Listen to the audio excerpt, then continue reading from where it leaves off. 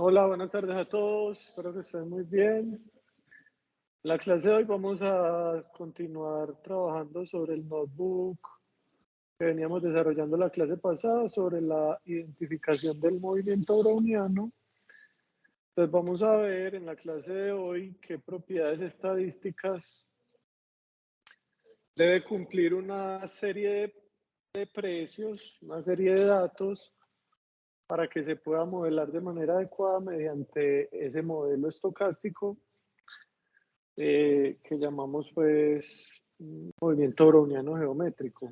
Listo. En un minuto yo entro por acá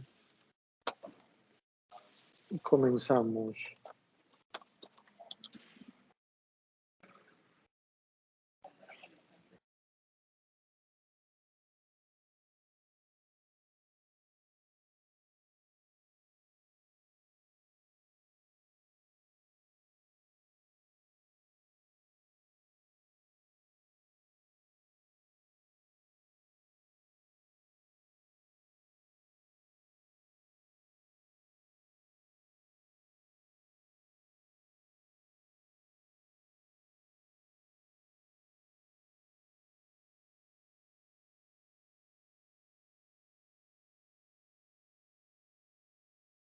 Ya voy a compartir la pantalla.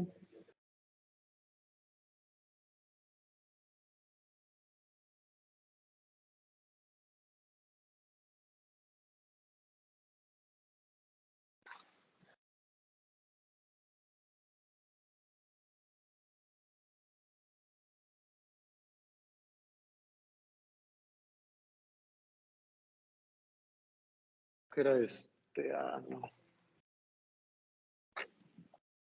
A ver, un momento.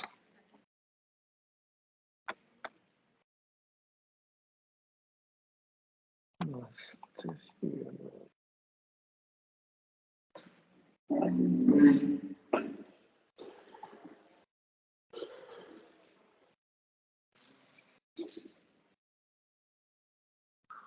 Un momento que esto ahora.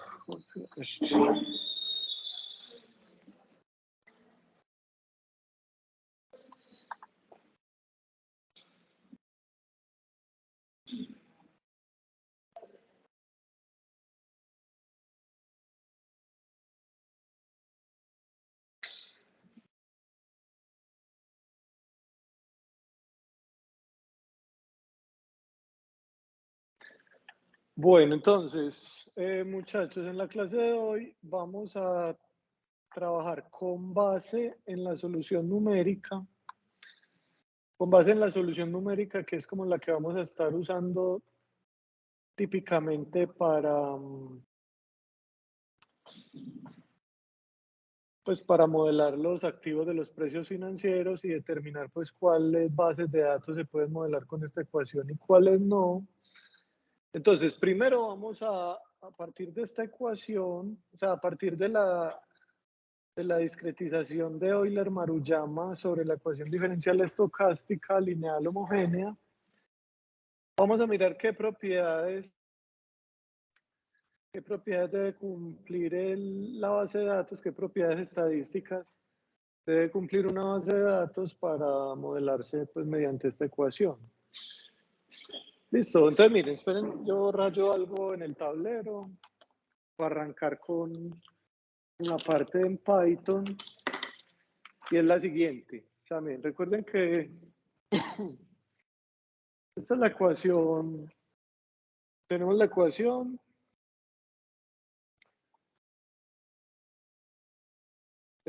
ecuación, estocástica lineal homogénea de x de t igual a mu por x de t de t más sigma x de t de t. Entonces esto lo discretizábamos. Entonces esto era x de ti menos x de ti menos 1 igual a mu por x de ti menos 1 por delta de t más sigma por x de ti menos 1 por delta de b sub i. Listo. Bueno, entonces miren que lo primero es digamos, cuando yo pasaba a sumar el x de ti menos 1 a la derecha, entonces me quedaba x de ti igual a x de ti menos 1 más mu por x de ti menos 1 por delta de t más sigma x de ti menos 1 por delta de bi. Entonces, de esa ecuación, de esa primera ecuación que estoy rayando en el tablero, que es esta que está acá pues que básicamente es esta que está en la presentación, uno puede decir primero, digamos, propiedades estadísticas,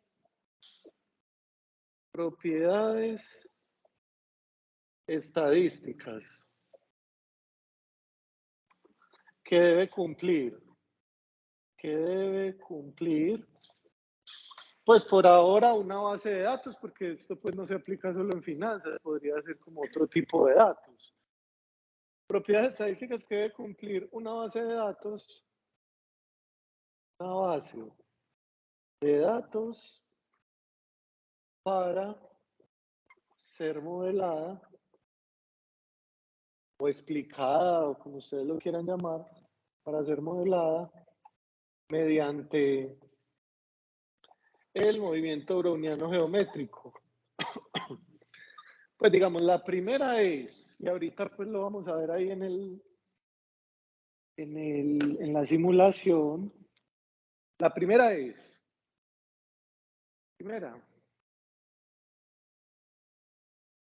los datos, o sea, miren que el dato de mañana, según esa ecuación, el x de ti, que sería, digamos, el dato de mañana, depende del dato de hoy. O sea, eso es casi que un proceso autorregresivo de orden 1. O sea, los datos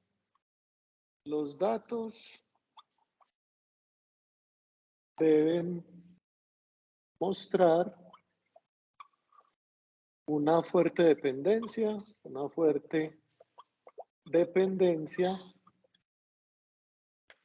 del primer rezago.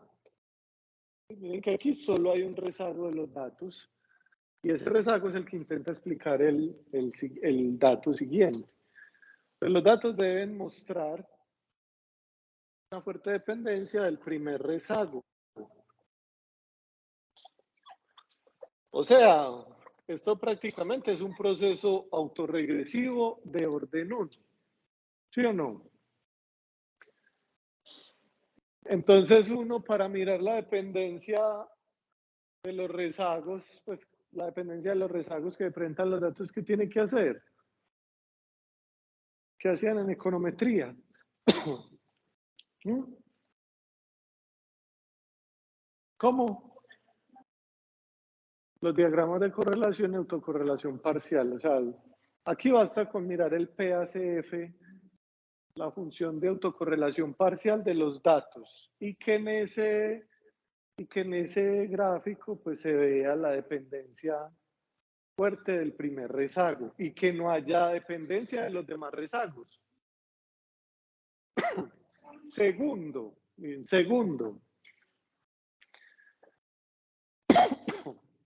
si yo paso x de ti a restar, x de ti menos x de ti menos 1, pues si vuelvo a esta ecuación, pero al lado derecho saco factor común x de ti menos 1 por mu por delta de t,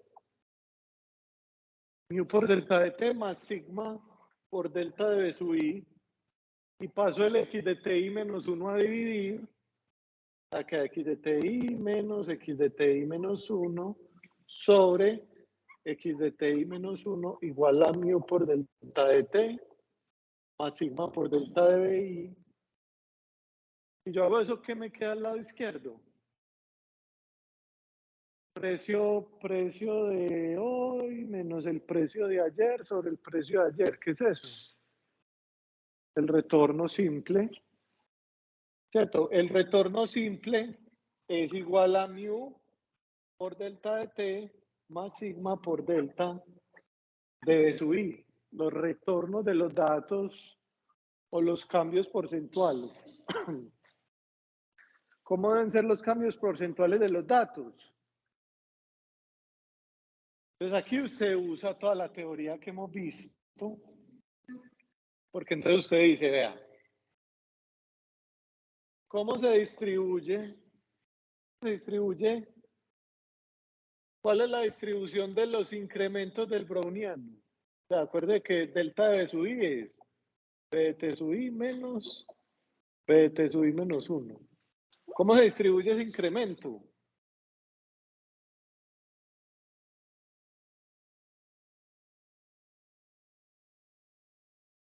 A, normal. La media de esto es 0. Y la varianza es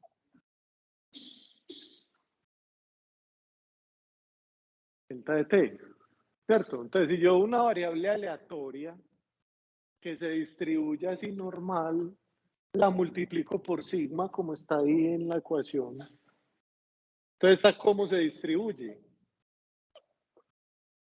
Si yo multiplico una variable aleatoria por un número, ¿qué se afecta?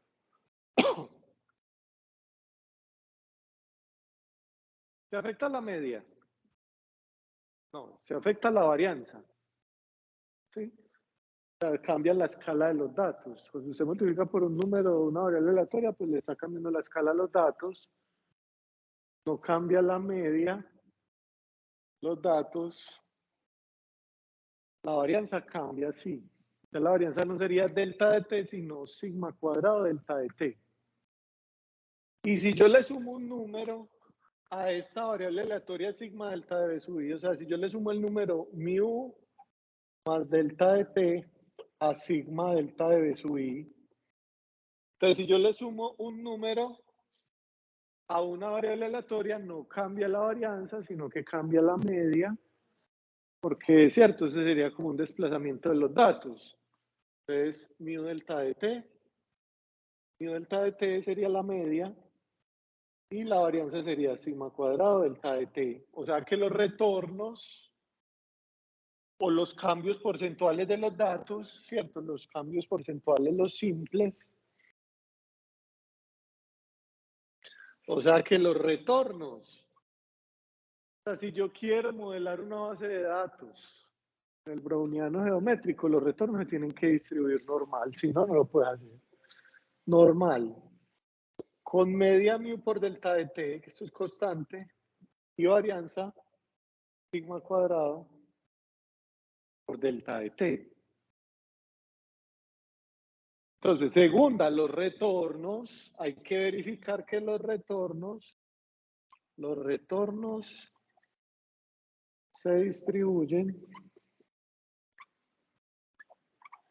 lo que se escribe así, los retornos se distribuyen normal. Pues la distribución de los retornos es normal. Entonces, si usted coge una base de datos y le calcula la distribución y no le da normal, a eso no le puede aplicar la ecuación.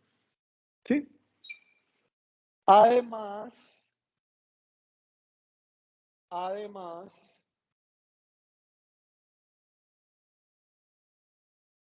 pues de ahí se desprenden cosas, ¿sí? Miren que los retornos no hay dependencia de ningún rezago. Según esa ecuación, R sub i igual a mu por delta de t más sigma delta de sub i, aquí no hay dependencia de ningún rezago. Entonces, ¿eso qué significa? Además, los retornos, además, los retornos son completamente aleatorios. Son completamente aleatorios. ¿Qué significa eso? Que si usted hace el diagrama de autocorrelación parcial, los datos de los retornos no deben mostrar dependencia de ningún rezago. O sea, no presentan dependencia de ningún rezago. Listo. sea, eso es muy importante que lo cumplan los datos, porque si no, toda la inferencia que usted haga con este modelo no sirve para nada. ¿Sí? Que es lo que hace la gente por lo general. O sea, estos modelos matemáticos, o usted le mete un número y él le saca otro, pero ya que eso se pueda interpretar o no, que las inferencias o que las conclusiones que uno saque a partir de los datos sean válidas, eso depende si efectivamente se cumplen las propiedades estadísticas o no. Listo.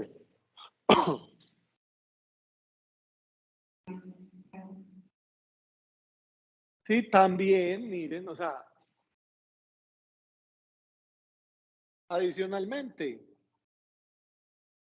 pues que esto va a ser muy importante, digamos, en los modelos que de pronto ustedes van a estudiar más adelante.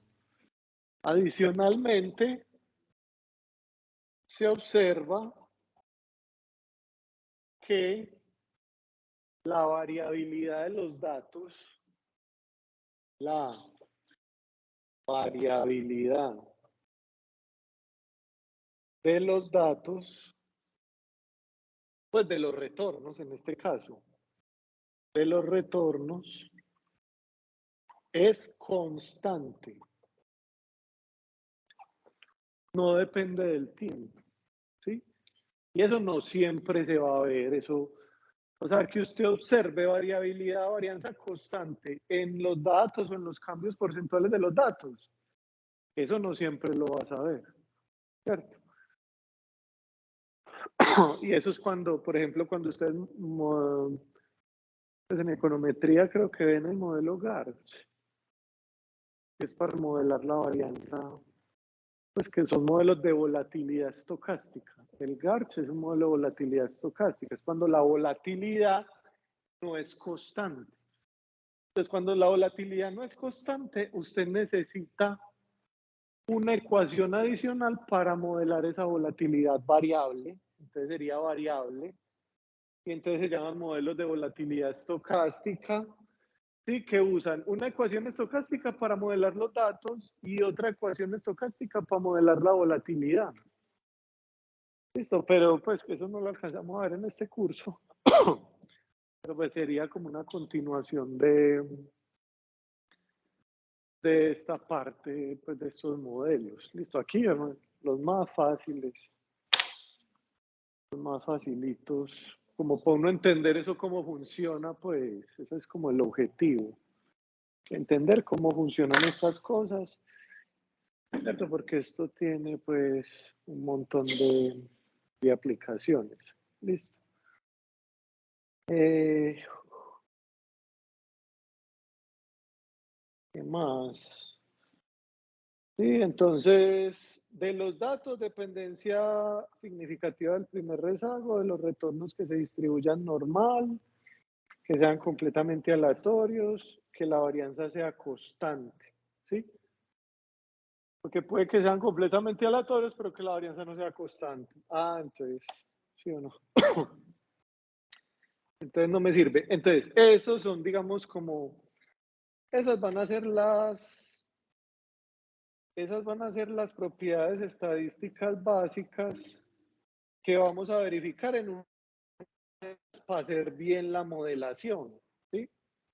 Eso es lo que ustedes, digamos, más adelante, si ustedes hicieran, trabajaran modelos cuantitativos en sus trabajos, eso es lo que ustedes deben estar pendientes, ¿cierto? Que los datos cumplan los supuestos de los modelos y ya, usted tira el modelo.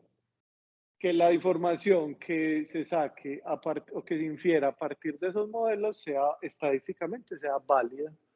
Esa es, digamos, como lo que uno tiene que fijarse pues como en estos modelos. Listo. Bueno, entonces yo rápidamente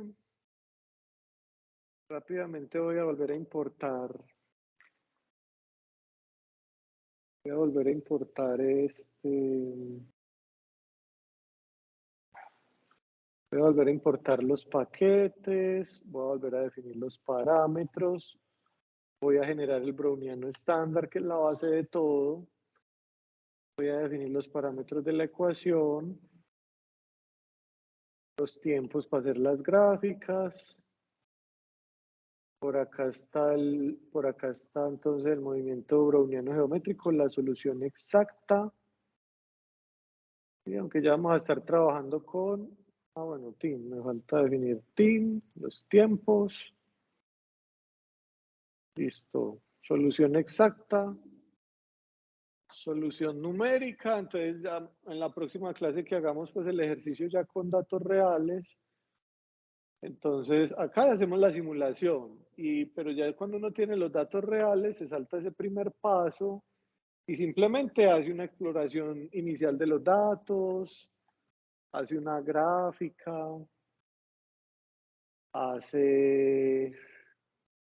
bueno, creemos este data frame nuevamente para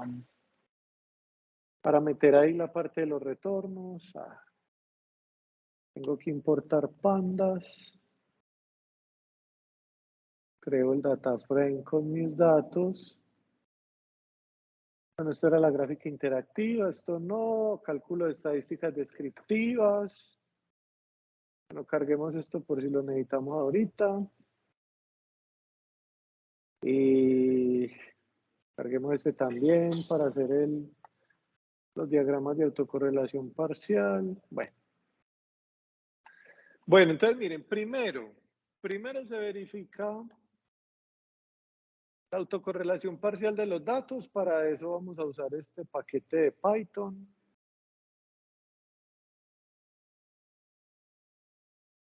Entonces, import. Bueno, no, ese ya lo... From stats models.graphics. ¿Pasó? ¿Sí? Ya lo voy a subir. Esperen.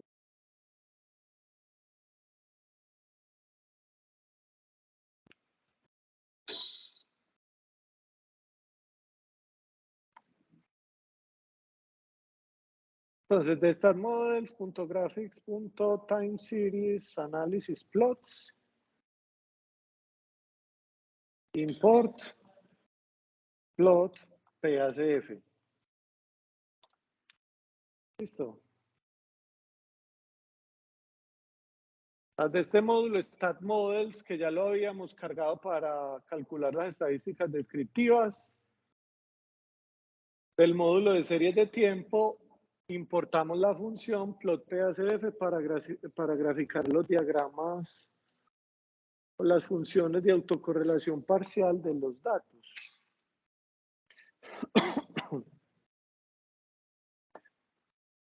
Listo, pues simplemente voy a graficar una plot PACF. Voy a graficar NP. Bueno, aquí me tocó para que me leyera, digamos, la matriz de datos que yo simulé. Entonces lo debo transponer y aparte lo debo convertir en una lista de números de una sola dimensión, que creo que ya les había comentado. Movimiento browniano geométrico, solución numérica. Esta. Sí, creo que es esta. Punto reshape. Recuerden que ese reshape, como eso inicialmente está generándome una matriz, lo tengo que convertir en una lista de números de una sola fila. Reshape n más 1. Esto es lo que voy a graficar. Entonces vamos a graficar el número de rezagos igual a 20 rezagos. Alfa. Pues este alfa es la significancia estadística de esas barritas, de esa prueba estadística que hace esta PACF. Entonces ahí la vamos a hacer al 1% y le podemos poner un título. Pues pongámosle aquí PACF. Pongámosle PACF de los datos para que recuerden cuando tengan que hacer el ejercicio. Sí, suponiendo que estamos simulando los datos, acuérdense, esto es un ejercicio como de simulación para entender cómo se debe comportar más o menos una base de datos cuando yo la quiero modelar con una ecuación de estas. ¿Sí? Entonces, un primer ejercicio de simulación. Entonces, yo estoy simulando los datos con la misma ecuación y voy a ver qué propiedades estadísticas cumplen esos datos que me genera esa ecuación, ese modelo. ¿Listo? Para que cuando yo coja mis datos reales y les haga, digamos, estas pruebas iniciales, entonces yo ya tenga conocimiento de más o menos cómo debe ser el comportamiento de esos datos reales, ¿cierto? Y que si no se comportan así definitivamente, tengo que cambiar de modelo. ¿Listo? Esa es como la lógica de estas cosas. ¿Listo? Ahí está la PACF.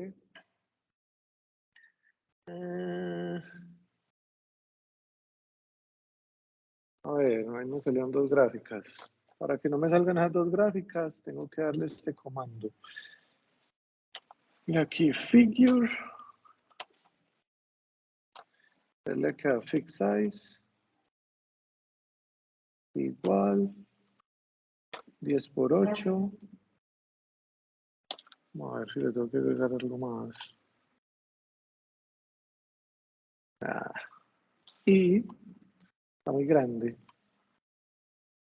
Pongámosle el tamaño por defecto. Pongámosle aquí PLT. No. Bueno, sí, plt.show.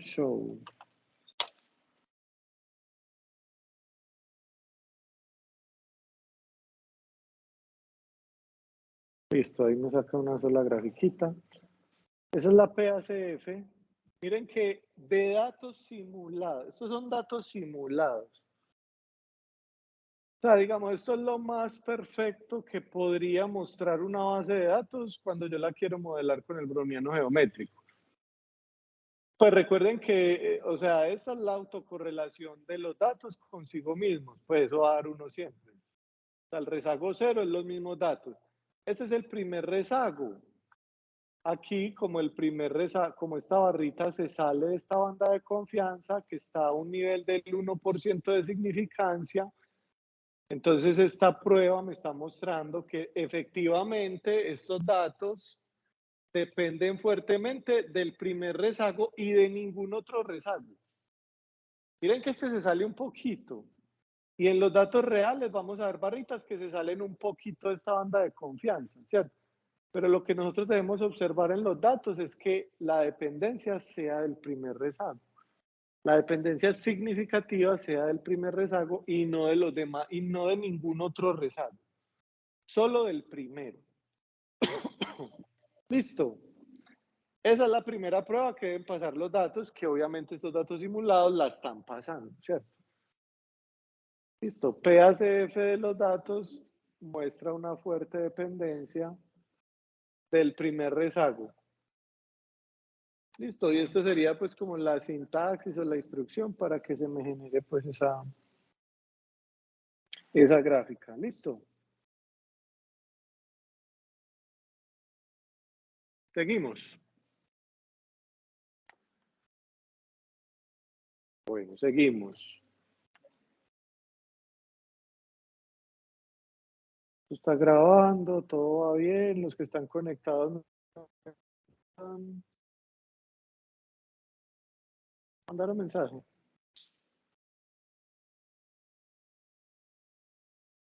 Los que están conectados pueden, el mejor profesor.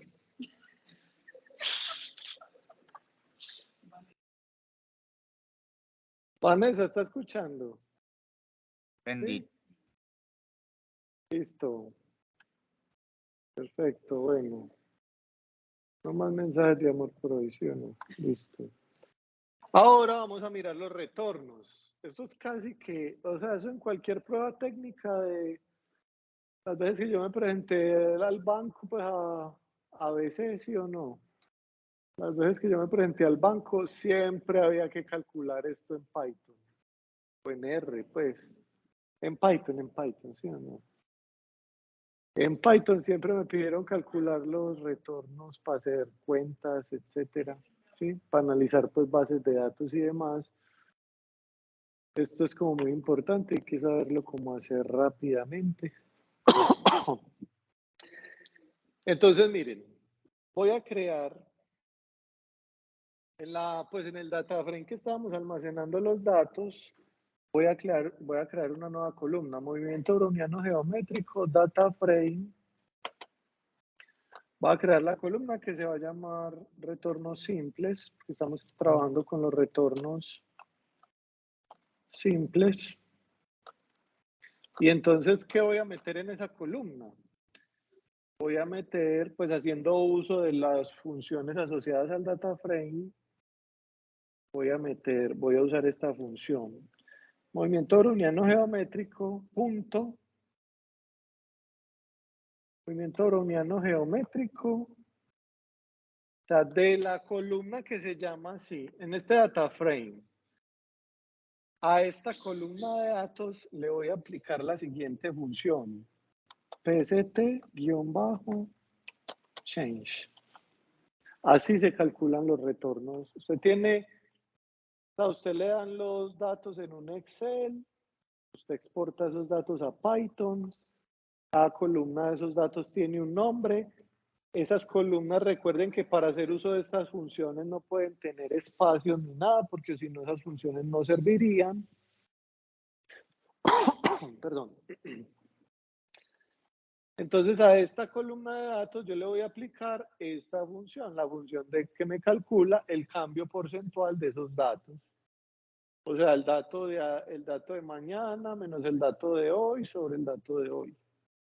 Y esto me va a generar en mi data frame mbg-df.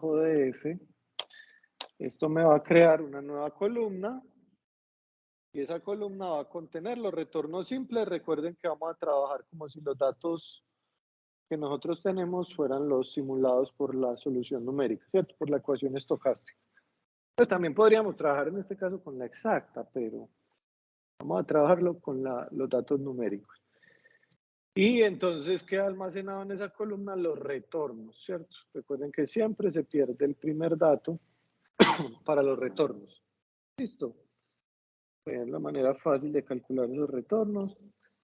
Bueno, entonces para graficarlos, vamos a graficarlos y vamos a ver que eso se comporta como un proceso completamente aleatorio, que parece pues a un ruido blanco, porque recuerden que esta cosa es los cambios en el browniano, que parecen mucho a un ruido blanco porque distribuyen normal, con media cero y varianza.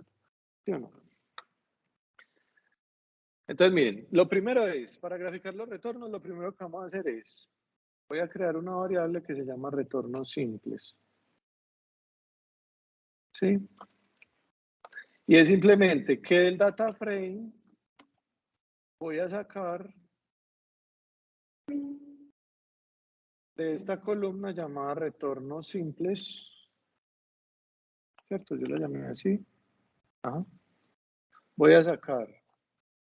Pues miren que no puedo tomar esta primera entrada porque es un NA y si se lo meto a cualquier función que grafique me va a sacar error. Entonces voy a coger simplemente, recuerden que Python arranca a contar desde 0. Entonces yo le voy a decir que solo me coja los retornos simples desde la entrada 1, o sea, desde la segunda fila del data frame, para que me elimine ese NA. ¿Listo? Bueno, pues si quiero ver eso, pues simplemente le digo que me lo muestre. Y entonces él me lo muestra, ¿cierto? Ya voy a tener una lista de datos sin NAs, ¿cierto? Todos van a ser datos numéricos. Bueno, y también tengo que redefinir el tiempo por aquí.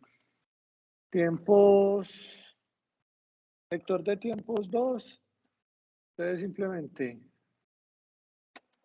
borrar del vector de tiempos la entrada 0, ¿cierto? Para que el vector de tiempos me quede el mismo tamaño que el vector de retornos y no haya problemas pues a la hora de graficar. Bueno, esto no lo tenemos que ver. Y ya graficar, cojamos esta misma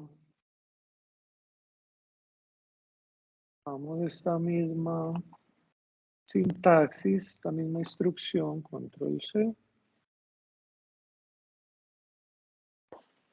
¿Cómo? Control B. Lo que aquí voy a usar PLT, topplot. Aquí voy a poner team 2, los tiempos con el primer dato eliminado. Y aquí voy a poner retorno simple. Retorno simple. Y le voy a decir que me los pinte azules. Le damos el color blue. Y cambiémosle aquí. Ah, bueno. PLT, eso es PLT.plot. Ah, punto. Y pongámosle aquí PLT. Ponerle un título. Pongámosle retornos simples. Pues o cambios porcentuales de los datos. Listo.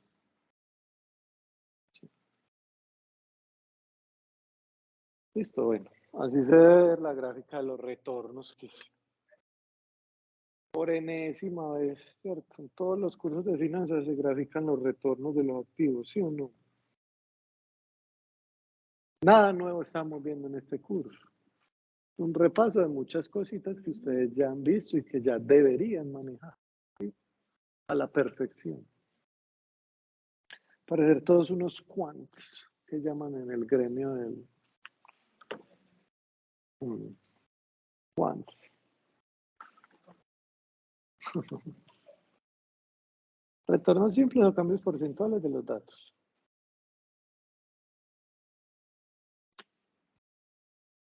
Listo, eso sí, eso luce como un ruido blanco. Luce como un ruido blanco. La varianza de ese ruido, la varianza es relativamente constante. ¿Cierto? Hay unos puntos en el tiempo donde se presenta alta volatilidad. Les tocaría ir a mirar estos puntos del tiempo a qué fecha corresponden y mirar a ver qué pasó en esa fecha. Alguna subida de tasas, alguna reporte de estados financieros de las empresas, alguna guerra por ahí, alguna pandemia, ¿cierto? O sea, todos esos factores que afectan este tipo de datos, pues se deben tener en cuenta al momento, pues, como de que queremos entender, pues, todo lo que está pasando, ¿cierto? Toda la información que nos muestran las gráficas. Bueno.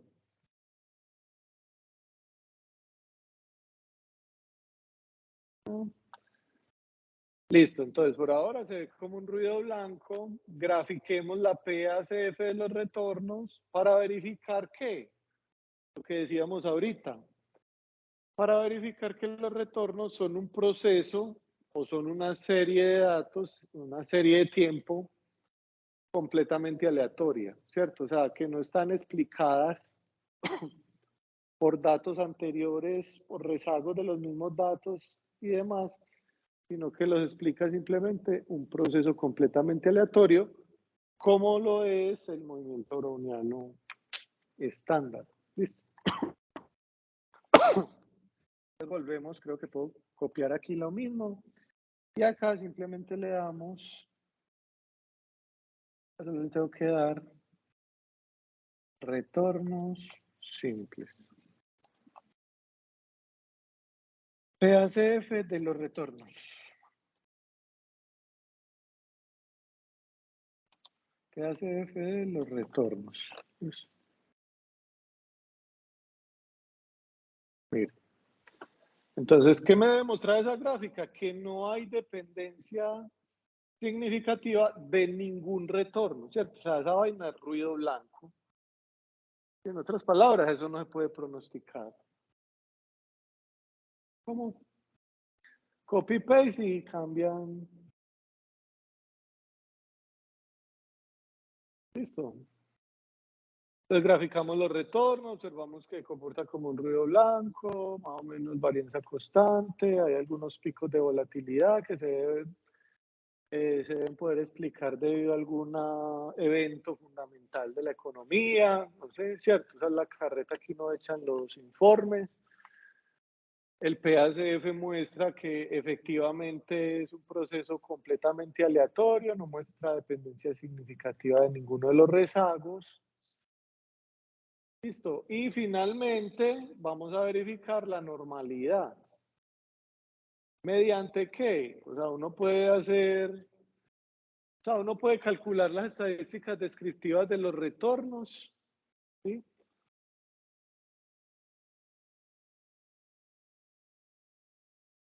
Sí. ¿A la gráfica o al código?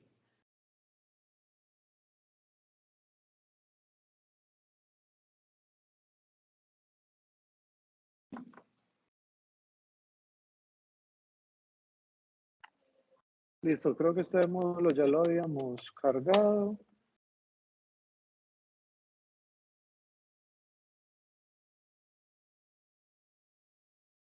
Pues calculemos los retornos, las estadísticas descriptivas de los retornos simples.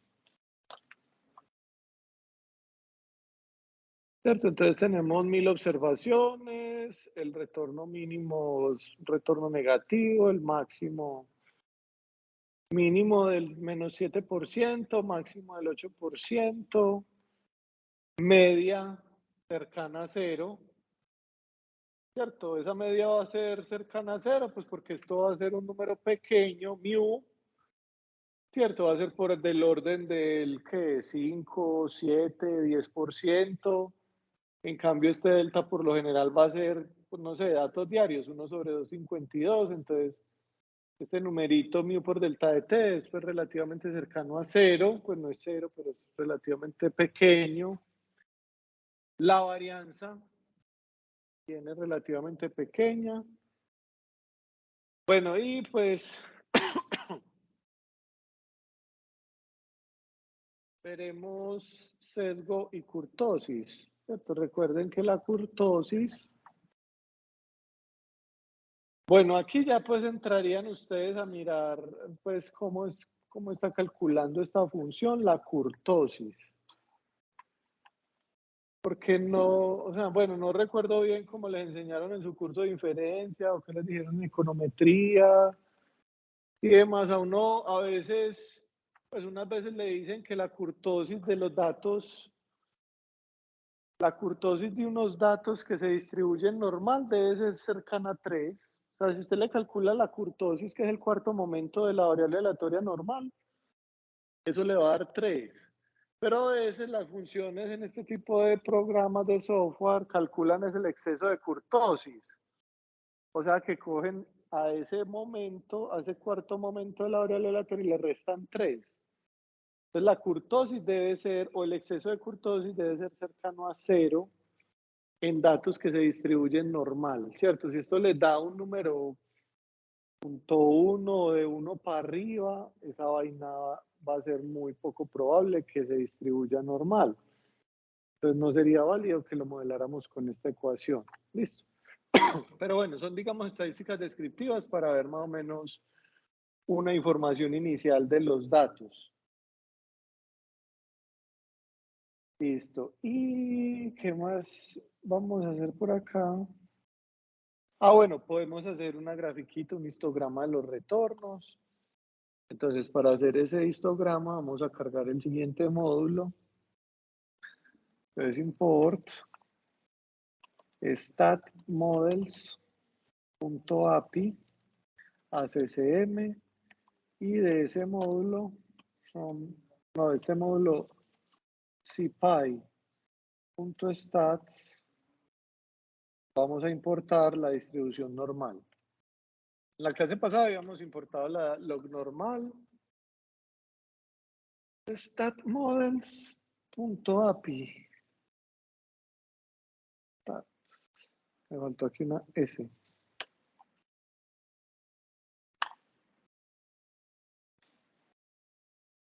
Listo. Y entonces vamos a crear el histograma. Aquí, graficar un histograma de los retornos y un diagrama QQplot para analizar la normalidad gráficamente. ¿Listo? Pues miren, primero creamos el objeto plt.subplots. Voy a graficar dos elementos que van a ser el histograma y el QQplot para evaluar la normalidad gráficamente, ¿cierto? Ponle a esto, yo aquí le había puesto 16,8. Aquí seguramente va a quedar muy grande. Pongámosle 10,8 a ver cómo se ve. Creo el objeto. Entonces, con Seaborn, en el módulo Seaborn, graficamos la gráfica pues, de la distribución de los datos, thisplot. En este caso voy a graficar los retornos. Le voy a decir que no me grafique kernel de difusión. Y eso lo voy a asignar a la posición 0 en ese objeto pues, que va a contener las gráficas. Y le voy a decir que me ajuste esta distribución normal, a ver qué tan bien se ajustan los datos a una distribución normal. Y le podemos poner titulito a eso, con esta instrucción, set-title. Entonces, entre comillas, histograma de los retornos. Y le puedes modificar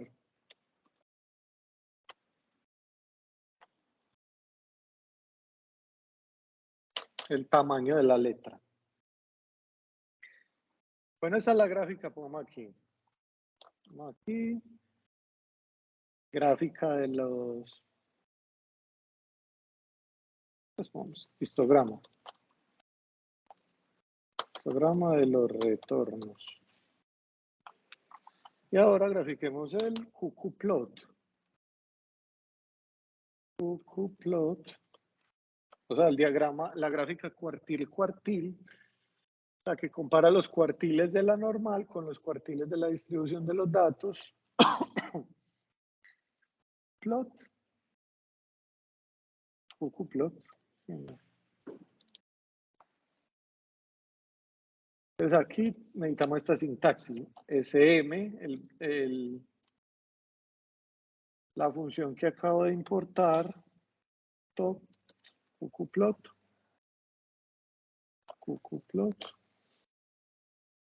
de los retornos.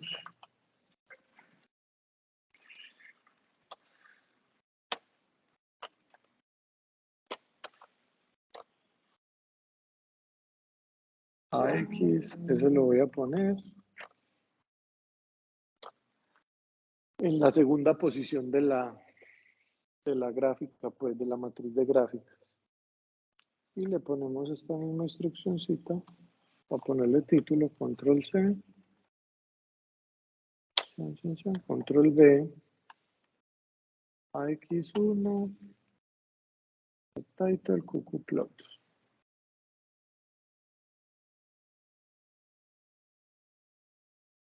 QQplot. O diagrama o gráfica cuartil. Listo.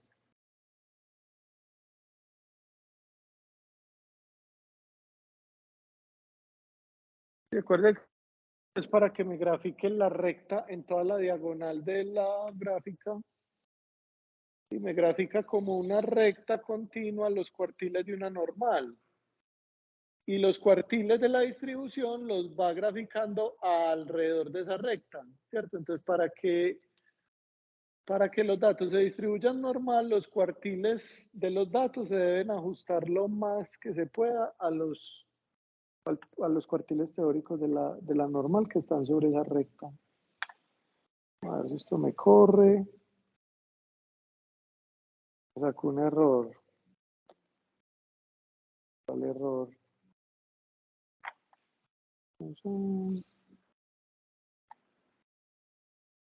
Got an unexpected keyword fit.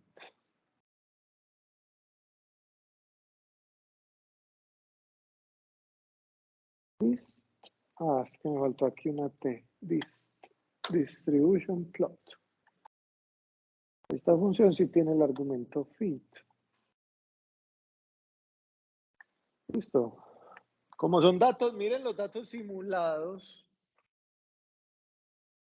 Acuérdense, todo esto es simulado, o sea, esto es lo mejor, el mejor de los escenarios. ¿Sí? Los datos se ajustan súper bien, a pesar de que aquí esto esté salidito, una distribución normal. Y el diagrama QQ-plot muestra todos los cuartiles de la distribución de los datos bien pegaditos a la recta roja, que serían los cuartiles de la normal.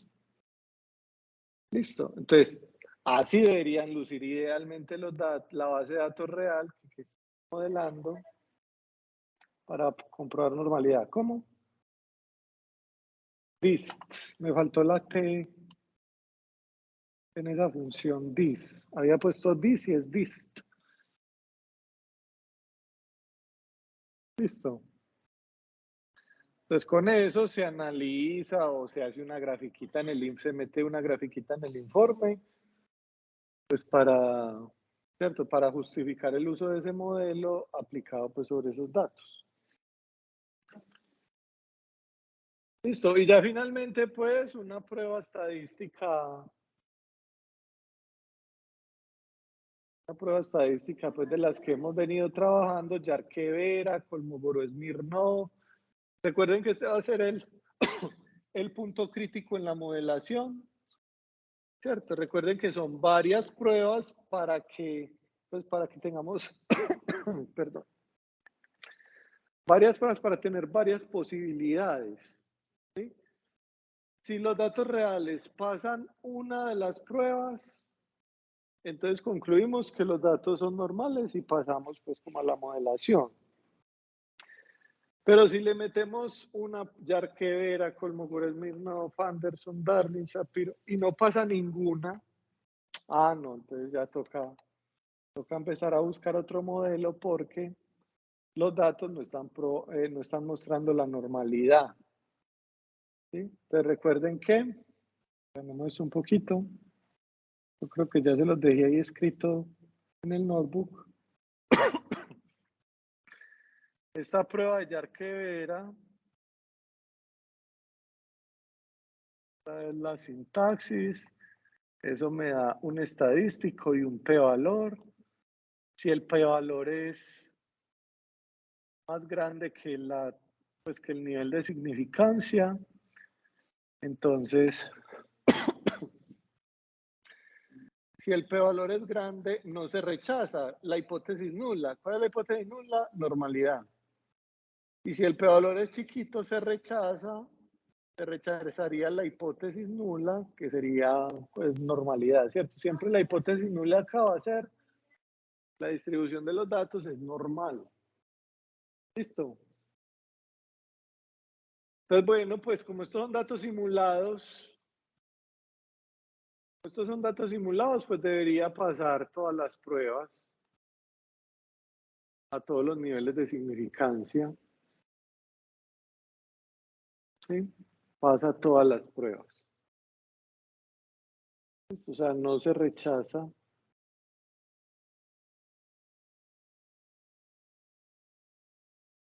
No se rechaza la hipótesis nula de la normalidad. O sea, pues no hay evidencia en los datos que justifique o que valide un rechazo estadístico de que los datos no sean normales. No voy a entender, pero tampoco pues afirma que son normales. Así son las pruebas estadísticas. Pero más o menos con estas gráficas, por eso uno hace varias cositas, estas gráficas con las pruebas y demás, entonces uno ya tiene como la confianza a la hora de ir a utilizar esto para hacer la valoración de un derivado, esa valoración va a quedar bien hecha. ¿Sí? Que esa es como la importancia de esto. Entonces no es como aplicar ecuaciones a la loca y ya, o entender bien pues cuáles son como los elementos importantes que esto debe cumplir. Bueno, y finalmente lo de la La varianza constante, porque si la varianza no fuera constante, entonces en econometría, espero que hayan visto que cuando la varianza no es constante, porque para el modelo de regresión múltiple también se exige el supuesto de, ¿cómo es que se llamaba? El supuesto de homocedasticidad, ¿cierto? Homocedasticidad, que es varianza constante. Si no es varianza constante, entonces usted tiene que modelar la varianza con otra cosa, con otra ecuación, con otro modelo, etcétera. Listo. Entonces, o sea, por eso, pues en este caso se verifica. Es importante verificar la varianza porque si no toca usar modelos de volatilidad estocástica. O sea, como quien dice, modelos de varianza variable. de varianza que depende del tiempo, que cambia con el tiempo. Espérenme que yo conecto y se me va a descargar esta vaina. Dudas, inquietudes, comentarios. Los veo tristes, acongojados, o están felices. Están felices, me imagino. No. ¿Cómo? Entonces, miren, por ejemplo, pues miren que de las ecuacioncitas uno puede deducir, voy a rayar una cosita en el tablero. Miren que, ¿por qué voy a calcular ahí los retornos al cuadrado? Calcular los retornos al cuadrado. Pues para la varianza. No, o sea, se tiene varianza, la varianza, fórmula de toda la vida. La varianza de los retornos es esperado de R sub I cuadrado menos esperado de R sub I todo al cuadrado. O sea, 1000 veces hemos repetido esa fórmula en este curso, ¿sí o no? Hasta el cansancio. Miren que el esperado de los retornos, ¿qué es esperado de R sub I? U por delta de T. Al cuadrado. Al cuadrado. Teóricamente esto es 0, pues porque quedaría mu cuadrado, recuerden que habíamos dicho, mu cuadrado por delta de t cuadrado. Hemos dicho que delta de t al cuadrado, 0. ¿Sí? Entonces la medida de los retornos al cuadrado, 0. Eso es 0. Y si yo cojo los retornos y los elevo al cuadrado, esta ecuación, que ya lo habíamos hecho también, mu delta de t más sigma delta de sub i al cuadrado. Entonces, que al cuadrado de 0. Más 2 veces delta de t por delta de sub i, 0. Más sigma cuadrado delta de sub i cuadrado, que habíamos dicho que era sigma cuadrado delta de t. Pues, la varianza de los retornos es sigma cuadrado delta de t. Y basta con calcular los retornos al cuadrado. ¿Sí? Entonces, hay que calcular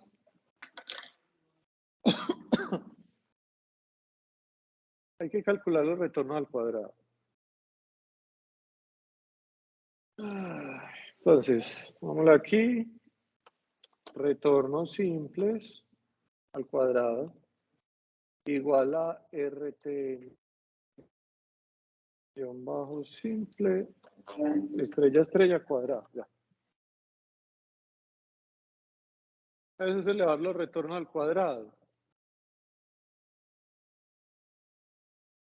¿Cómo? Ah. Ya. Mejoró. Mejoró, empeoró. ¿Ve más o ve menos?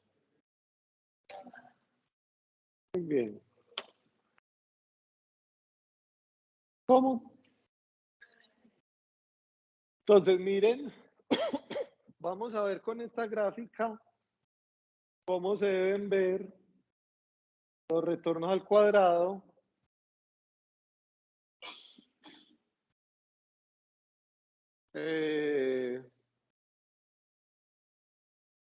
Vamos a ver cómo se deben ver los retornos al cuadrado cuando los graficamos, ¿cierto?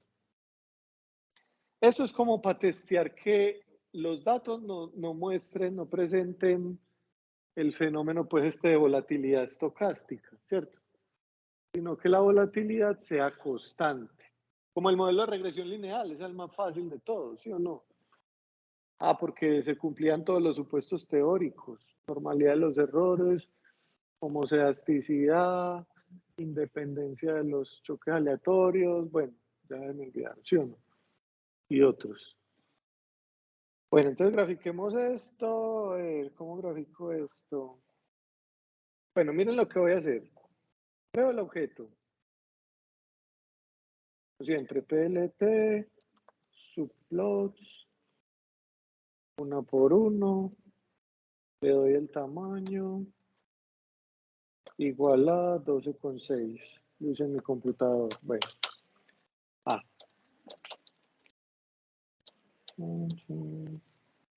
¿Sí? Vea, pues sería simplemente ax.plot, rtn, retornos simples al cuadrado, grafíquemelos azul. Ya, yo podría dar esto. Pero entonces miren cómo se ve.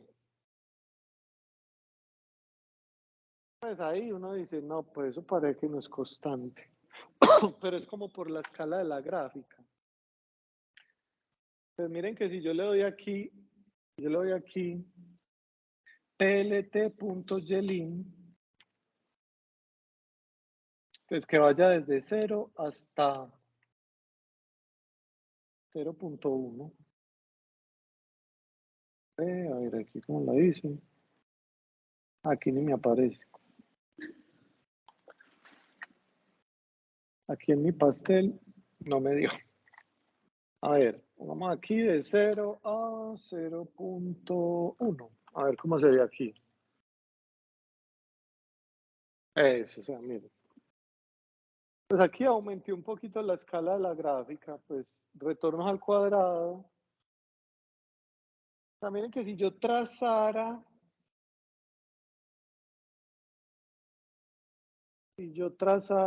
este valor, control C, control B, y yo trazara aquí,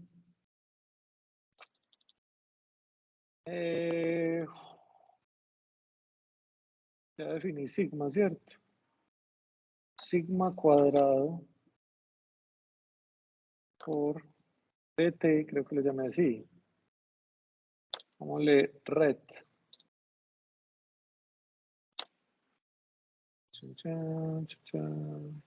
Bueno, ahí no se va a ver. Sigma cuadrado por dt. A ver si le cambio la escala. Todo esto.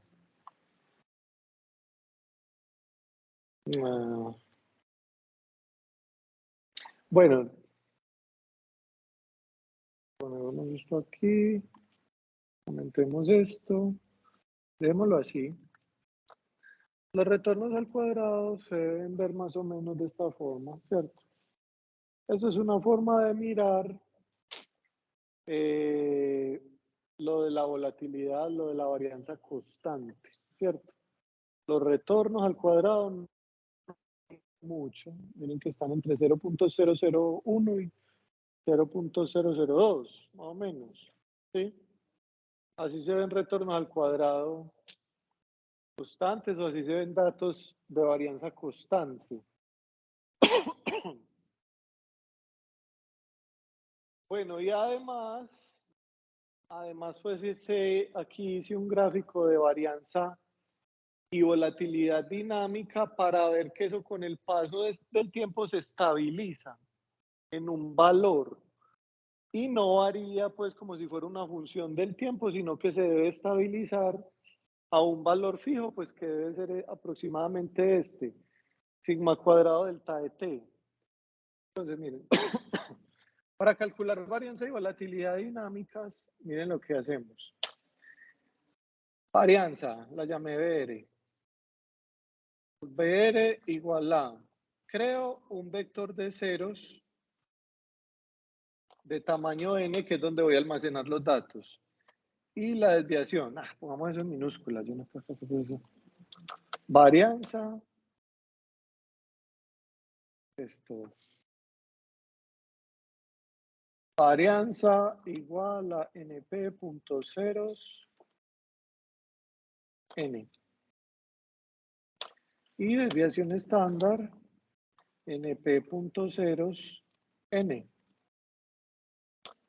¿Cómo? ¿Por qué con Z? Pero en inglés, doctora. Esto es en inglés, ¿sí o no? Listo. Y entonces miren el for que voy a hacer. For x in range de n. Entonces, en la posición x de esta lista de ceros, voy a meter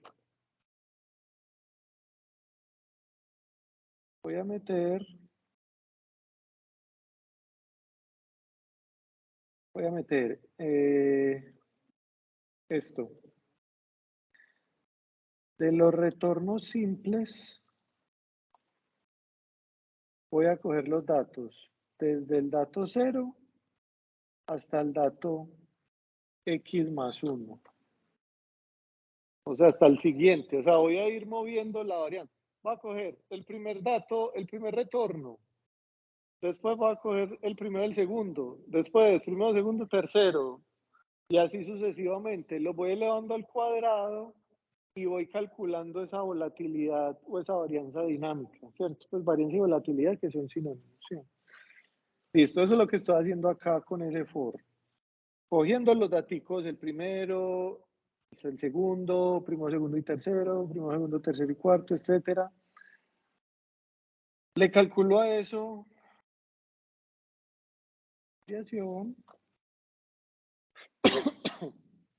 y la elevo al cuadrado.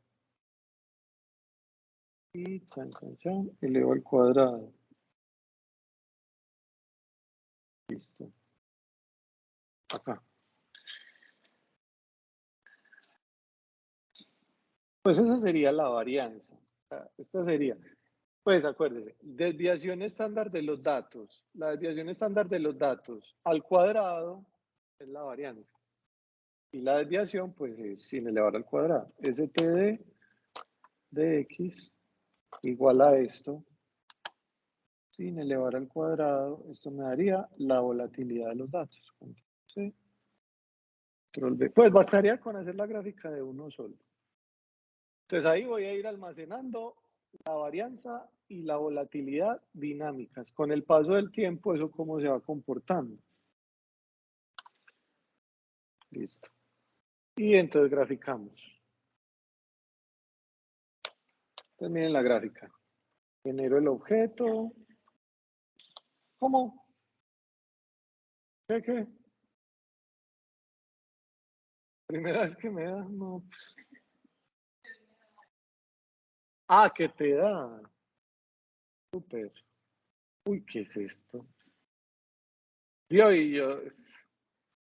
¿Dónde me metió? Por Dios bendito, listo. Borremos eso. ¿Qué? plt.subplot.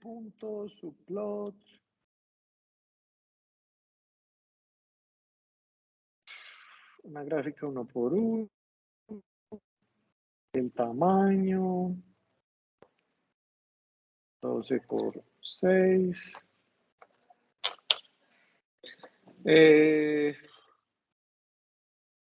Bien, voy a graficar ax.plot. Acuérdense que este es de tamaño, aquí tenemos que usar los tiempos que almacenamos en el vector 2, varianza. Esto grafiquémoslo blue. Copiemos esto. Copiemos esto, control C, control V. Grafiquemos STD.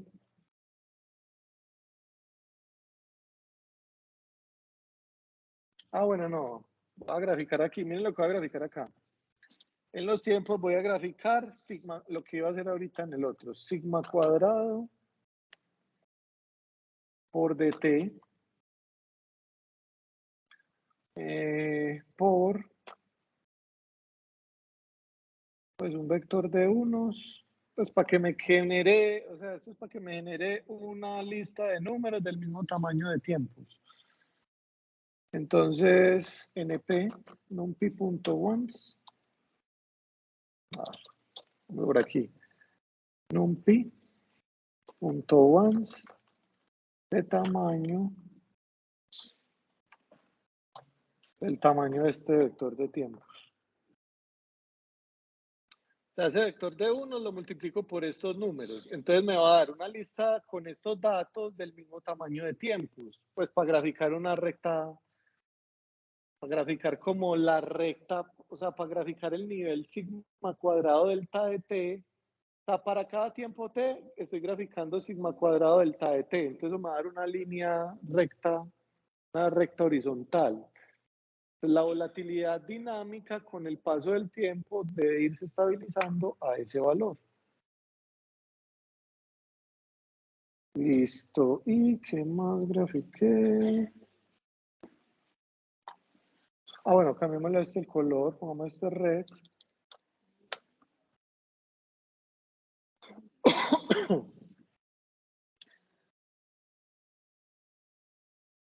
Bueno, miren, pues, y finalmente grafiqué esto. En el último tiempo, que lo encuentro así, lo voy a poner aquí x final. No, pues t final igual a una lística con este valor, n de t, n por dt.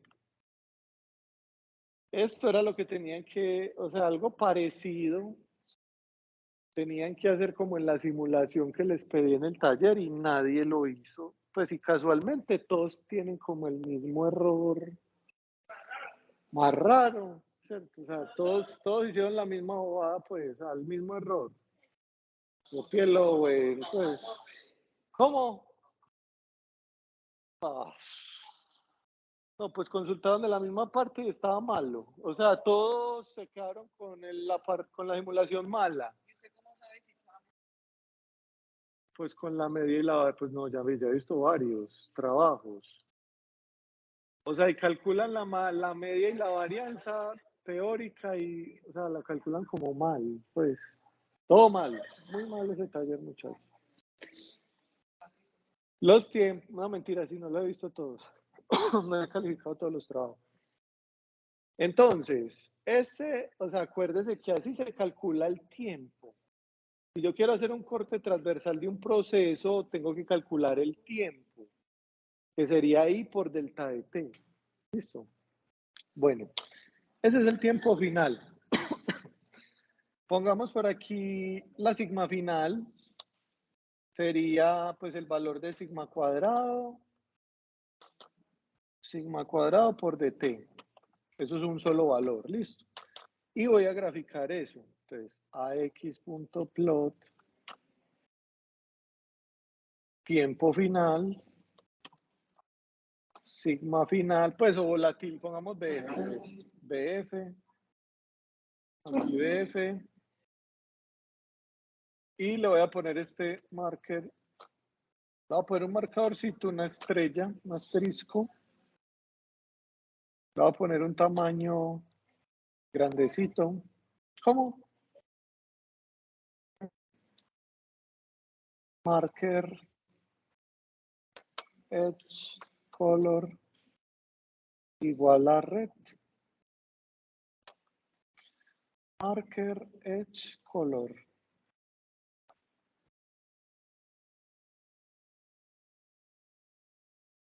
Bueno, ya, hagámoslo así. Graficar. Vamos a graficar.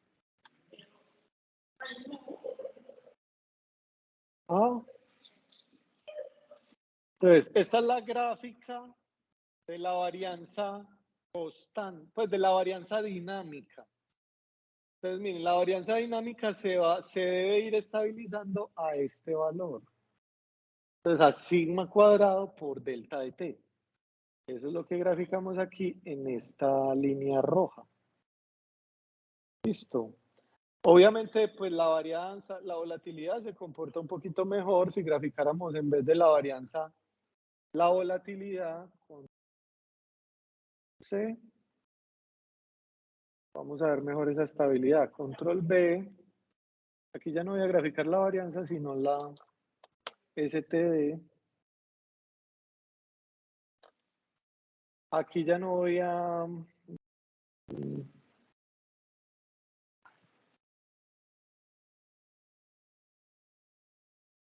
Aquí... Miren que cuando yo voy a graficar ya la volatilidad es la raíz cuadrada de la varianza. Le saco raíz cuadrada a sigma cuadrado delta de t y entonces me queda sigma por raíz cuadrada delta de t. Entonces aquí pongo sigma por raíz cuadrada SQRT de delta de t. SQRT eso. Y aquí hago el mismo cambiecito, sigma por np.sqrt. Aquí pongo, aquí sí pongamos SF. Ah, ¿qué es esto? Vamos SF. Miremos cómo se comporta esa volatilidad.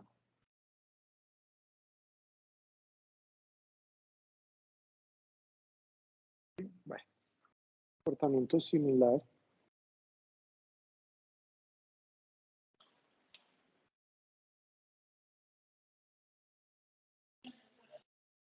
¿Cómo?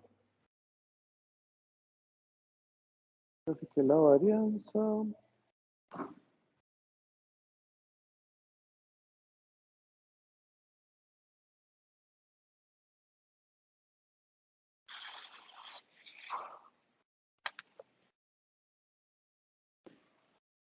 Bueno, entonces miren que la varianza estimada, miremos aquí la varianza estimada. Pues finalmente, varianza estimada sería el último dato de esta lista de números, de la varianza dinámica. R de n-1. Y la volatilidad estimada sería STD de n-1. Y entonces miren, comparo eso, hagamos aquí print. Ah, bueno, lo hice aquí es que con un array, bueno. np.array. Entonces, chan, en la primera fila,